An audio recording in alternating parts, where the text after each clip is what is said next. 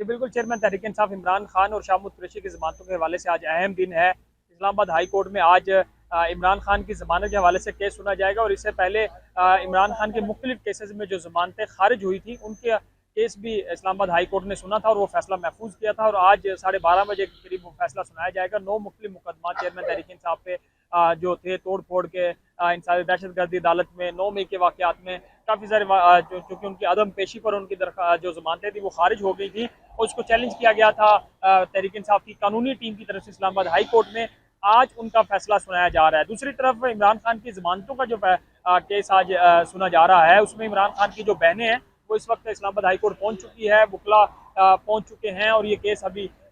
जारी भी है। चीफ जस्टिस आमिर फारूक इस केस को सुन रहे हैं और देखना ये होगा कि क्या आज चूँकि पिछली समात पर नोटिस जारी किए गए थे FIA को और दीगर फरीकैन को और आज उसके ऊपर दलाइल होने हैं और अगर दोनों तरफ से दलाइल आज मुकम्मल हो जाते हैं तो ये फिर फैसला महफूज होगा। क्या ये आज फैसला महफूज इमरान खान की ज़मानतों पर सुना दिया जाएगा, ये एक क्वेश्चन मार्क है, क्योंकि इस्लामाबाद हाई कोर्ट में पहले जितने भी फैसले महफूज होते हैं वो उसी दिन नहीं सुनाए जाते। तो अगर आज इमरान खान की ज़मानत के हवाले से इस्लामाबाद हाई कोर्ट ये फैसला कर देती है, ये फैसला महफूज कर लेती है, फिर उसके बाद देखना ये होगा कि अगर इमरान खान की ज़मानत हो जाती है साइफर केस में तो फिर बाकी केसेस जिसमें उनकी आज ज़मानतों का फैसला सुनाया जाना है उसमें अगर उनकी ज़मानतें खारिज ही रहती हैं, ये अलकादर ट्रस्ट केस है और बाकी केसेस में इमरान खान को